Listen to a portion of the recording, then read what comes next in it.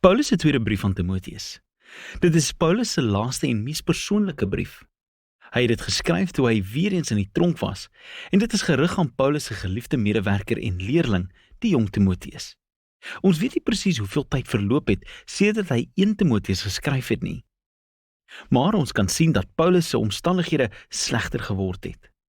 Hy is 'n gevangene in Rome, wat kan verwys na sy tyd onder huisarrest, wat in Handelinge hoofstuk 28 genoem word. Of dit kan wees dat hy uit die tronk ontslaan is, verder besig was met die bediening en toe weer in Troas gearresteer is. Wat ook al die geval, Paulus sê hy is nou in die middel van sy verhoor en dit gaan nie goed nie. Hy is taamlik seker hy gaan nie hierdie keer oorleef nie. En uit hierdie baie moeilike omstandighede beroep Paulus hom op Timoteus, wat blykbaar nog besig was om in Efese te werk.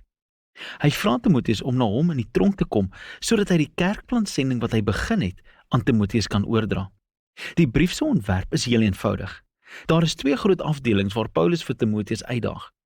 Eerstens om sy roeping as leier te aanvaar, en dan voor hy na Paulus kom, om met die korrupte leiers wat nog steeds probleme maak in Efese af te reken. Hierna sluit Paulus sy brief af. So Paulus begin om God te dank vir Timoteus en sy familie, spesifiek sy ouma Lois en sy ma Eunice. Hulle het die jong Timoteus grootgemaak met die storie van die Ou Testamentiese geskrifte. Hulle het in hom 'n diep geloof in die Messias, Jesus, gekweek. En as gevolg van daardie vaste geloof bied Paulus sy eerste uitdaging aan Timoteus.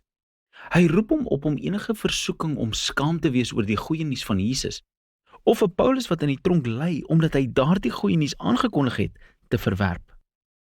Nou die rede waarom Paulus dit beklemtoon, is die negatiewe stigma wat hy verkry het, omdat hy baie kere in die tronk was. Om die waarheid te sê, dit het baie van Paulus se medewerkers laat twyfel oor sy roeping as apostel.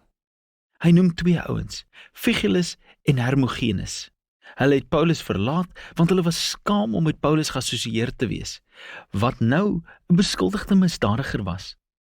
So Paulus vra vir Timoteus om enige vrees of skaamte om hom te kom sien te verwerp. Paulus weet hierdie is 'n duur versoek, dit kan Timoteus in gevaar stel. En daarom herinner hy Timoteus dat Jesus se genade 'n bron van krag is, wat regtig belangrik is, want jy gaan dit nodig hê, want om Jesus te volg is nie maklik nie. Dit vra alles wat jy het.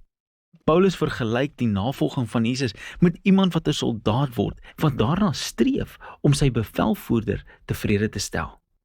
Of dit soos 'n atleet wat sy liggaam oefen vir 'n kompetisie, of soos 'n hardwerkende, toegewyde boer.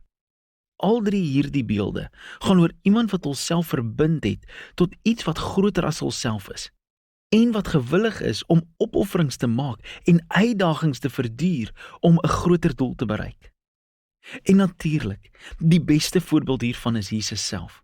As gevolg van sy toewyding aan die Vader, is hy gekruisig deur die Romeine. En Paulus lê nou self in 'n Romeinse tronk. Swaarkry en opoffering is inherënt deel van die Christelike lewe. En dis waarom Jesus se opstanding die fondasie vorm van Christelike hoop. Of soos Paulus in 'n kort en baie kragtige gedig saamvat, as ons in die geloof volhard, sal ons ook saam met hom lewe. As hy in geloof volhard, sal ons saam met hom regeer. As ons hom verloon, sal hy ons ook verloon. As ons ontrou is, sal hy getrou bly, want hy kan nie sy eie natuur verloon nie. God se liefde vir ons wêreld het 'n nuwe hoop gebring deur die dood en opstanding van Jesus. En vir diegene wat die risiko wil neem om Jesus te vertrou en te volg, beloof God oorwinning en lewe. En vir diegene wat hom verwerp, sal God daardie besluit eer en dieselfde doen. Maar mense se ontrouheid sal God nooit dwing om sy getrouheid te laat vaar nie. En so roep Paulus vir Timoteus tot getrouheid, wetend dat dit teen 'n prys kom. Paulus beweeg nou na die tweede helfte van die brief, waar hy Timoteus roep om die korrupte leiers in Efese te konfronteer voordat hy na Rome kom. Hulle onderrig versprei soos kanker in die kerk van Efese. Hulle het 'n aantal invloedryke vroue in die kerk geteiken en korrup gemaak. Hierdie is waarskynlik die ryk vroue waarvan Paulus gepraat het in sy eerste brief aan Timoteus. Hy gee nie baie detail oor hierdie leermeesters se slegte teologie nie. Timoteus weet reeds daarvan. Maar hy gee ons een wenk. Hy sê hulle leer ander dat die opstanding reeds plaasgevind het. Nou weet ons nie of hierdie leermeesters 'n Griekse filosofiese verwerping van die hele idee van liggaamlike opstanding volg nie, en hulle meen dit is eintlik net 'n geestelike ondervinding nie. Of dit kan wees dat hulle eenvoudig Paulus se lering oor die opstandingslewe, wat nou al deur die krag van die Gees begin het, verdraai het. Wat ook al die geval, die probleem is dat hulle die kragtige toekomstige hoop van opstanding en 'n nuwe skepping verlaat het. En hulle het eerder 'n private hipergeestelike Christendom omhels, wat van die daaglikse lewe verwyderd is.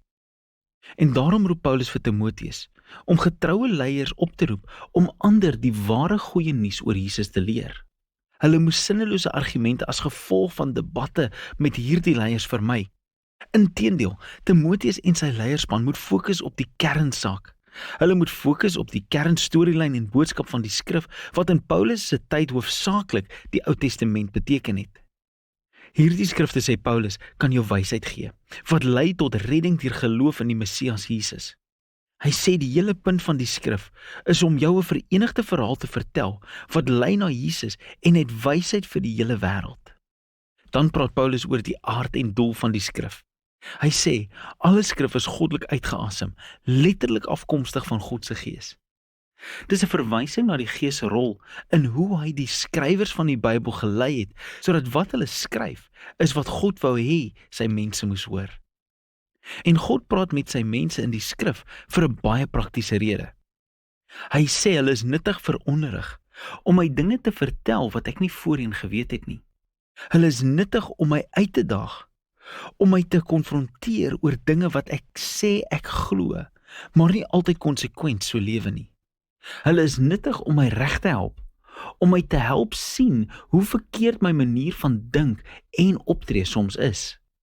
En hulle is nuttig om my in regverdigheid op te lei, om my 'n nuwe manier te wys om regtig mens te wees.